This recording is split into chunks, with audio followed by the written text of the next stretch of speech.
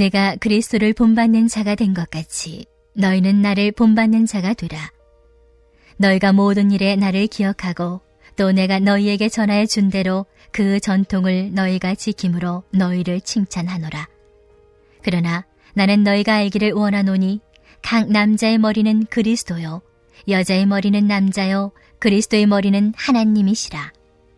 무릇 남자로서 머리에 못을 쓰고 기도나 예언을 하는 자는 그 머리를 욕되게 하는 것이요 무릇 여자로서 머리에 쓴 것을 벗고 기도나 예언을 하는 자는 그 머리를 욕되게 하는 것이니 이는 머리를 민 것과 다름이 없음이라. 만일 여자가 머리를 가리지 않거든 깎을 것이요 만일 깎거나 미는 것이 여자에게 부끄러움이 되거든 가릴지니라. 남자는 하나님의 형상과 영광이니 그 머리를 마땅히 가리지 않거니와 여자는 남자의 영광이니라. 남자가 여자에게서 난 것이 아니요 여자가 남자에게서 났으며 또 남자가 여자를 위하여 지음을 받지 아니하고 여자가 남자를 위하여 지음을 받은 것이니 그러므로 여자는 천사들로 말미암아 권세 아래 있는 표를 그 머리 위에 둘지니라. 그러나 주 안에는 남자 없이 여자만 있지 않고 여자 없이 남자만 있지 아니하니라. 이는 여자가 남자에게서 난 것 같이 남자도 여자로 말미암아 났음이라. 그리고 모든 것은 하나님에게서 났느니라. 너희는 스스로 판단하라. 여자가 머리를 가리지 않고 하나님께 기도하는 것이 마땅하냐. 만일 남자에게 긴 머리가 있으면 자기에게 부끄러움이 되는 것을 본성이 너희에게 가르치지 아니하느냐. 만일 여자가 긴 머리가 있으면 자기에게 영광이 되나니 긴 머리는 가리는 것을 대신하여 주셨기 때문이니라. 논쟁하려는 생각을 가진 자가 있을지라도 우리에게나 하나님의 모든 교회에는 이런 관례가 없느니라. 6월은 호국 봉헌의 달이면서 지방선거가 있는 달입니다. 6월의 모든 우리의 삶을 통해 우리나라뿐만 아니라 모든 열방 가운데 다툼과 분쟁이 그치고 하나님 나라의 정의와 평화가 이루어지기를 주님의 이름으로 축원합니다. 오늘 우리가 읽은 말씀은 현대 그리스도인들에게 자칫 큰 오해를 불러일으키기 쉬운 본문입니다. 왜냐하면 예배 드릴 때 여자는 머리에 예배포, 수건을 쓰라고 말하는 사도 바울의 권면 때문이에요. 이로 인해 가톨릭 신자들은 지금도 미사를 드릴 때 여성들은 하얀 미사포를 쓰잖아요. 그런데 이 본문의 참된 의미를 깨닫기 위해서는 당시 고린도 사회의 문화적 배경을 반드시 이해해야 합니다. 당시 고린도 지역의 여성들은 집에 있을 때는 상관이 없지만 외출을 하거나 공적인 모임에 참석할 때는 반드시 머리에 수건을 써야만 했습니다. 그렇게 수건을 쓰는 신앙적 의미는 신체 중에 가장 높은 곳인 머리를 수건으로 가림으로 나는 내 삶에 또 이 모임의 최고 우두머리가 아닙니다. 내 위에는 남편이 있고 그 위에는 하나님의 권위가 있다는 것을 믿음으로 고백하는 것이었습니다. 이는 당시의 철저한 가부장적 남성 우월주의 문화가 만들어낸 사회적 관습이기도 했죠.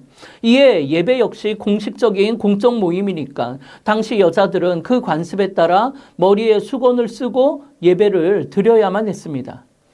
그런데 당시 고린도 교회의 어떤 여성들은 머리에 수건을 쓰지 않기 시작한 거예요. 그런데 당시 사회에서 머리에 수건을 쓰지 않는 여성들은 몇 가지 부류가 있었는데요. 첫째는 노예들이었습니다. 그런데 노예도 아니고 옷도 잘 입은 번듯한 여인인데 수건을 쓰지 않았다면 그들은 대개 매춘부를 의미했습니다. 그리고 여성 동성애자들 중에 남자 역할을 하는 이들은 나는 남자라며 수건을 벗어 던지기도 했던 거죠. 그런데 그런 문화 속에서 거룩해야 할, 구별되어야 할 교회에서 일부 여성들이 수건을 벗기 시작한 거예요. 그럼 왜 그녀들은 그랬을까요? 그들에게는 당당한 이유가 있었습니다. 그 이유는 복음을 듣고 나니까 놀라운 자유가 임한 거예요. 그러면서 남자만 성령의 은사를 받는 게 아니구나. 여자도 성령을 받고 방언도 하고 예언도 하는구나. 그래서 실제로 여성들도 기도하니까 병이 낫고 여성들이 대표 기도를 하는데도 너무나 은혜가 넘쳤던 거예요. 그러자 그리스도인의 자유를 누리던 이 여성들 사이에서 왜 우리가 굳이 이 답답한 수건을 써야 합니까? 그리스도 안에서 남자나 여자나 다 하나요, 평등한데 왜 세상의 구습을 교회가 따라가야 합니까? 이런 주장을 하며 수건을 벗어 던진 거예요. 또 반대로 어떤 남자들 중에는 수건을 쓰는 사람도 있었습니다.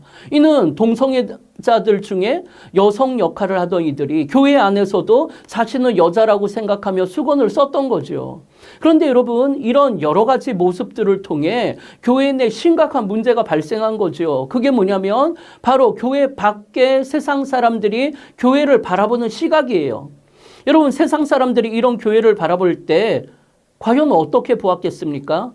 교회에 예배하는 모습을 보니까 여자들이 머리에 수건을 다 벗고 있어요. 그러면 대번에 저기는 창기들의 집단이라고 오해할 수 있는 거예요. 반대로 남자가 머리에 수건을 쓰고 있으니까 저기는 동성애자들의 집단이구나, 손가락질 받는 거예요. 그러면 결국 어떻게 되겠습니까? 그들이 교회를 오해하고 예수 그리스도의 복음이 전파될 길이 막혀버렸던 거죠. 이에 사도 바울이 여자들은 머리에 수건을 쓰라고 말했던 것은 지금 남성 우월주의의 사고방식에 사로잡혀 여성을 억압하려고 수건을 쓰라고 하는 것이 아니에요. 그게 아니라 교회의 덕을 세우기 위해, 하나님의 아름다운 창조 질서를 지키기 위해, 그리고 무엇보다 소중한 이 복음이 세상으로부터 오해받지 않게 하기 위해 머리에 수건을 쓰라고 권면을 하는 거예요. 그러면서 바울은 3절에서 이렇게 선포합니다.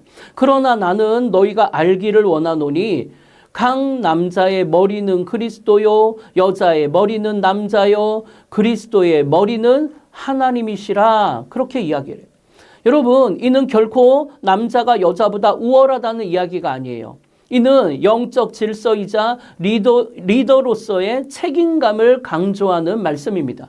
여러분, 리더의 가장 중요한 덕목이 뭐예요? 지배하는 권세가 아니라 책임감이에요.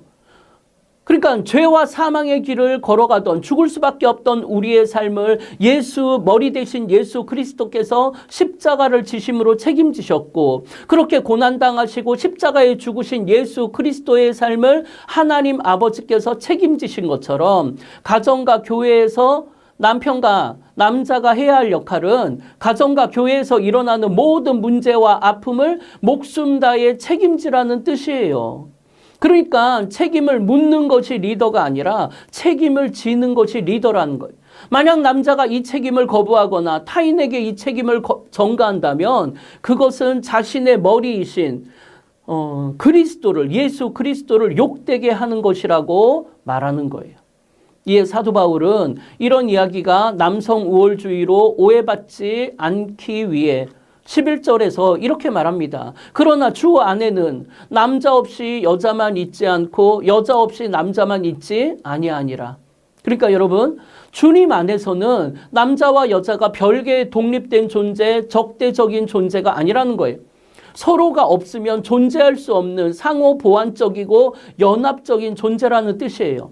하나님께서 아담이 혼자 독처하는 것이 보시기에 좋지 않아 그를 돕는 배필로 여자를 지어주셨을 때 비로소 남자의 인생이 완성될 수 있었어요. 이렇게 하나님은 처음부터 남자와 여자가 부모를 떠나 둘이 연합해서 한 몸을 이루게 하신 거예요. 그러면서 바울은 12절에서 여자가 남자에게서 난 것 같이 남자도 여자로 말미암아 났음이라고 말합니다. 다시 말해 최초의 여자 하와가 아담의 갈비뼈에서 나왔지만 그 이후 세상 모든 남자는 어머니의 태를 통해 세상에 나왔다는 거죠. 그러니까 여자 없이 어떤 남자도 태어날 수 없다는 거예요. 그러니까 누가 누구보다 더 우월하다라고 말할 수 있겠냐라는 거예요. 그리고 이 모든 것보다 중요한 것은 이 모든 것이 우리 하나님께로부터 났다라는 사실입니다. 이에 우리가 남자로 태어났든 여자로 태어났든 이것은 하나님의 주권이며 거룩한 섭리인 거예요. 이에 여성이 긴 머리를 가지는 것이 영광이 된다고 말하는 이유도 바울이 공적 모임에서 여자들에게 수건을 쓰라고 하는 것도 하나님이 나를 이 땅에 여성으로 보내주신 이 창조의 섭리에 내가 감사하며 순종하는 모습이고, 이에 내게 자유할 권리가 있다고 해서 주어진 성별과 창조 질서를 부인하지 말라라는 뜻이에요. 여러분 생각해 보세요. 하나님께서 온 우주 만물을 창조하셨을 때 매일같이 하신 말씀이 뭡니까? 보시기에 좋았더라였어요. 이렇게 하나님의 시각으로 볼 때 세상은 너무나 아름다웠어요. 그러나 사탄의 미혹이 찾아온 순간부터 인간은 하나님이 보시기에 좋은 삶이 아니라 인간이 보기에 좋은 삶으로 그 기준이 바뀌어버린 거예요. 그래서 내 눈에 먹음직도 하고의 육신의 정욕을 따라가고, 내 눈에 보암직도 하고의 안목의 정욕, 내 눈에 지혜롭게 할 만큼 탐스러워 보이는 이생의 자랑을 쫓아 살기 시작한 거예요. 기준이 하나님의 시각에서 인간의 시각으로 뒤바뀐 것이고, 내가 내 삶의 주인이 되려고 하는 것, 이것이 바로 인류의 원죄요 비극의 시작인 것입니다. 이에 사도 바울은 머리에 수건을 쓰는 문제를 통해 오늘 우리에게 묻고 있는 거예요. 그럼 여러분은 지금 하나님이 보시기에 좋았더라의 시각으로 세상을 살고 있습니까? 아니면 내가 보기에 좋았더라의 시각으로 세상을 살고 있습니까? 나에게 주신 그리스도인의 자유와 권리를 내 눈에 좋은 대로 마음껏 휘두르며 하나님의 창조 질서를 부인하며 살고 있는 것은 아닙니까? 하는 거예요. 이에 그 길에서 돌이켜 나를 향한 하나님의 뜻을 깨달아 절제와 사랑으로 복음을 위해서 교회의 덕을 세우라는 것입니다. 이는 앞장에서 우상에게 바쳐진 재물을 먹는 문제도 마찬가지였잖아요. 우상은 아무것도 아니에요. 그냥 금덩어리, 돌덩어리예요. 그러니까 내게는 그 우상 재물을 먹을 자유가 있습니다.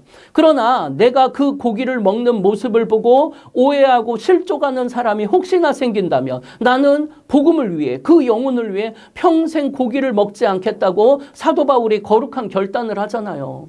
내게 수건을 벗을 자유가 있을지라도 사람들이 그 모습을 보고 교회를 오해하고 복음의 문이 닫힌다면 한 영혼이라도 더 구원하기 위해 나의 자유를 기꺼이 절제하고 인내하는 것, 이것이 진정한 자유인, 진정한 그리스도인 아니겠습니까?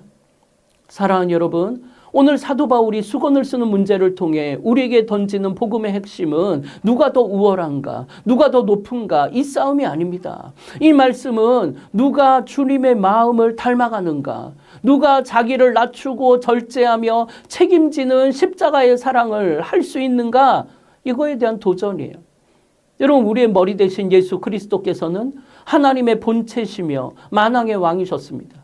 그러나 주님은 우리를 구원하시기 위해 그런 하늘 영광 다 버리시고 스스로 자유를 제한하셨어요. 그래서 인간의 몸을 입고 이 땅에 오셨고 마침내 우리를 구원하시려고 십자가에 당신의 생명까지 내어주시는 철저한 복종을 선택하셨어요. 그런 예수 그리스도의 포기와 절제, 그리고 책임지시는 십자가의 사랑 때문에 오늘 저와 여러분이 이렇게 구원을 얻고 이 자리에 있는 것 아닙니까? 사랑하는 여러분, 이번 6월 한 달은 그런 주님을 닮아가는 한 달이 되시기를 바랍니다. 그래서 가정에서 서로의 허물과 아픔을 내 책임으로 여기며 사랑으로 가정을 품으시기를 바랍니다. 그리고 교회 안에서도 열방에서도 내게 주어진 자유를 내 유익을 위해 쓰지 말고 연약한 지체들을 위해, 하나님 찾으시는 한 영혼을 위해 기꺼이 절제하고 헌신하시기 바랍니다. 그래서 세상의 교회를 볼 때 복음을 오해하지 않고 십자가의 사랑을 통해 예수님만 드러내는 우리 교회가 되기를 바랍니다. 그래서 이번 한 달 가정과 교회에 놀라운 회복과 구원의 역사가 넘쳐나기를 주님의 이름으로 축원합니다. 이 시간 함께 기도하기를 원합니다. 첫째는 다툼과 분쟁을 그치고 하나님의 정의와 평화가 이루어지는 6월 한 달이 되기를. 두 번째는 우리의 절제와 사랑으로 회복과 구원의 한 달이 되기를. 마지막 세 번째, 새 성전 건축이 아무 어려움 없이 순적히 이루어지기를. 우리 주의 이름 한번 부르며 합심으로 기도하겠습니다.